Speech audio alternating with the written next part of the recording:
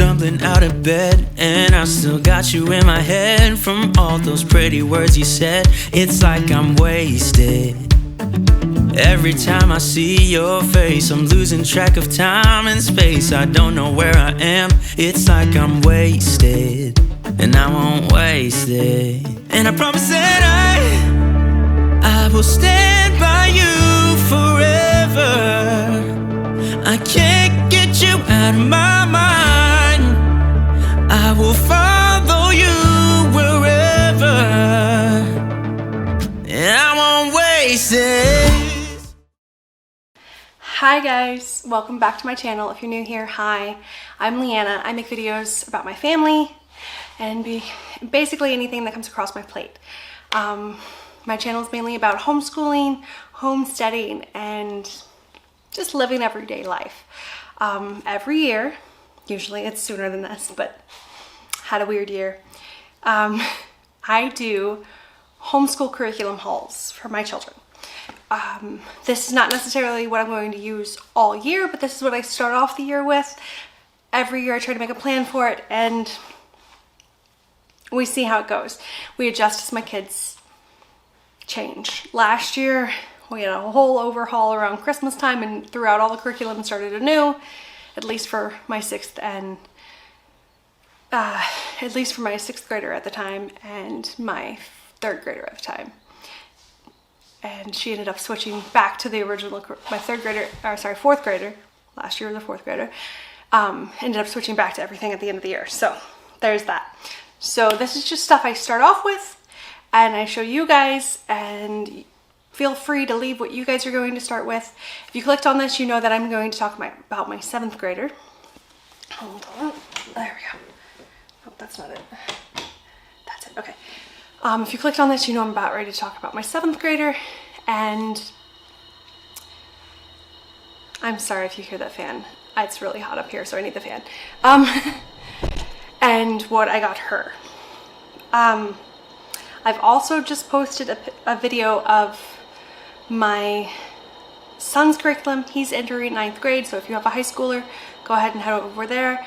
I do have a Substack where I blog about different homeschool resources. So if you're interested in more resources than what I personally purchased, you're looking for free homeschool curriculum, you're looking at how to make your own curriculum, I do talk about that over there. So head on over there. I'll leave a link to that in the description box below, but let's get into it. Oh, and just to let you know, I did do 2 different vlogs, one for high school and one for middle school over there. I'm working on an elementary school free homeschool resources currently, but I'll let you know when it's up. All right, so let's get into this. Sorry, my nose itches. Sometimes I have bad allergies, so if I end up with an attack in the middle of the video, sorry about that in advance. So if you watched my previous videos from last year, you noticed that we like the big fat notebooks, and they're fantastic. And as a note for high school, they have expanded to high school, but this year we are using the big fat notebooks again. My 7th grader, actually, when she was in 6th grade, switched to the big fat notebooks series. About halfway through the school year, because she ended up seeing what her brother was doing and decided she liked that better. So let's just get into it, okay? So the first book I have for you guys is everything the big fat note. Okay, everything you need to know to ace math in one big fat notebook. The Big Fat Notebook series is done by Workman Publishing. They're not sponsoring me. I just really like their series, and my kids really like it. The best thing about these books is that each chapter has questions about what they read at the end of each chapter. And this year, they have a middle school math workbook with all the stuff they go over in this notebook, but lots of practice exercises in it. There are 600 math exercises in this one. I'm very excited because in the original series, if you go to a chapter, there's only about 10 questions. And that's not really enough for a kid to get the lesson. You need more practice than that for a kid to get it. So I was using some free sites for that, and I'll leave them linked down below. One was mathdrills.com, and I believe the other one was Dad's Worksheets or something like that. I'll leave them linked below. But I was using that to supplement and add more practice. But this way, there's a book in the series with extra practice. And if I feel like this isn't enough, I will still go back to those sites, but now I don't have to worry as much. That was one of the complaints I did have about the math books, is there were not enough questions to verify they understood the lesson. And this year, I can. So I'm kind of excited about that. The next thing I got her was everything you need to know about American history in one big fat notebook. This is the same. Each chapter has questions at the end of it. There's infographics, or there's graphics inside for extra explanation. We tend to supplement this type of a book with documentaries, books we read, and things like that. I haven't decided our book list yet, but when I do, I will put up a blog about it. I might do a video too. We'll see. We'll see how much time I have. Last year, the book that we bought was called US History, and they changed it to American History for this year. So there's that. And then I got her Everything You Need to Know About Science in one big fat notebook. Same thing. It goes over everything they would need to know in middle school science. And then I got her everything you need to know about computer science and coding. And then I got her Everything You Need to Know About English for middle school. And I got her Everything You Need to Know About World History, because we usually do about a semester of American history, then we do a semester of world history for all of my kids.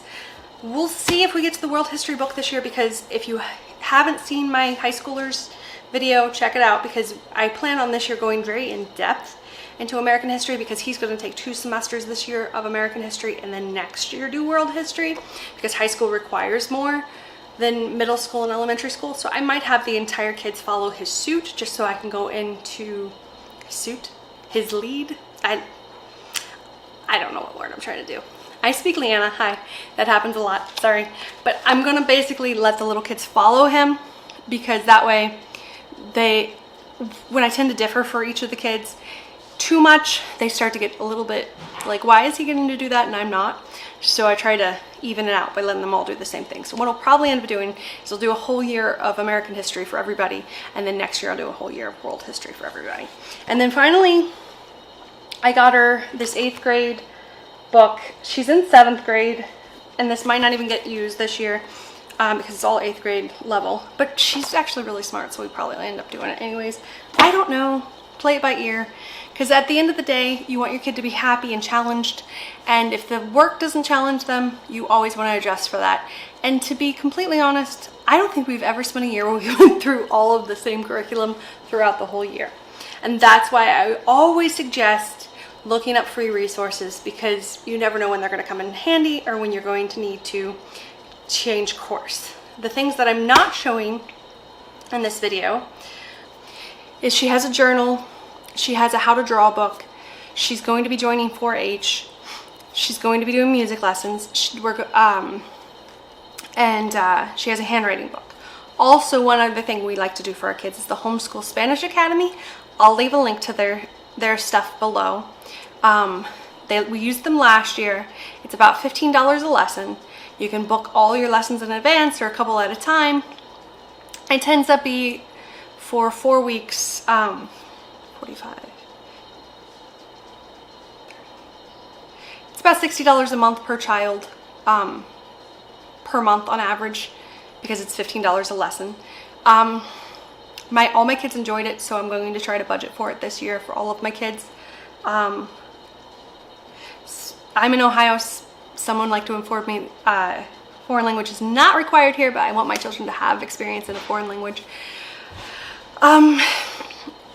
And this is what we start off with, because when I do send my notice of intent to the state of Ohio, I have to give them a list of curriculum I plan on using. And this is just easier to say I have it.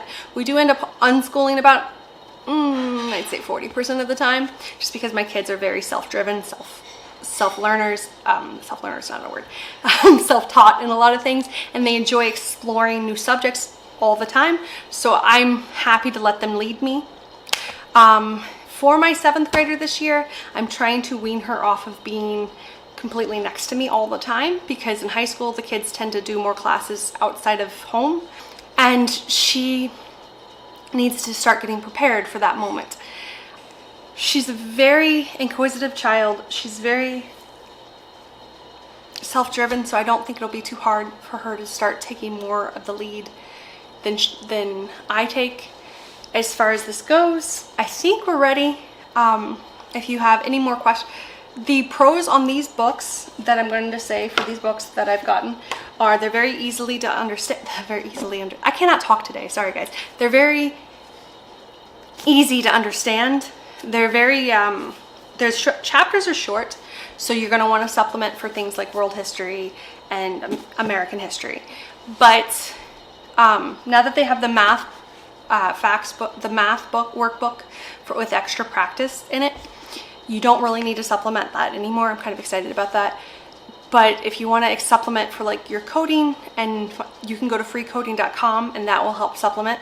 They also help you study for certifications on that site. And for like English, I use a lot of reading. We're going to use our personal library for her to read this year. And that's part of what their journal's for, so she can write down what she's read and what she's learned from that. I am going to do a reading list. I don't know if it's going to be a blog or a vlog. Most likely I'll do both, because I usually end up doing both. And for science, I have a book of science experiments downstairs and a book of how to be good at called How to Be Good at Science, and I'm using that for all the kids this year. I didn't include it in this video because I'm going to include it in a video that I'm going to do for resources for all age levels. That's all I got for today. It's pretty simple, short and sweet. That was my haul. If you like this video, please make sure to give it a thumbs up. I have noticed that a lot of my viewers are not subscribers, so if you like the channel, please subscribe. It helps me reach more people. It helps the channel grow. It helps me to know that I'm doing the right thing and move forward and keep creating. And thank you guys for watching. I want to say stay safe out there, because I do care about each and every one of you guys, and make good choices. And I'll see you on the next one. Bye guys. Love you.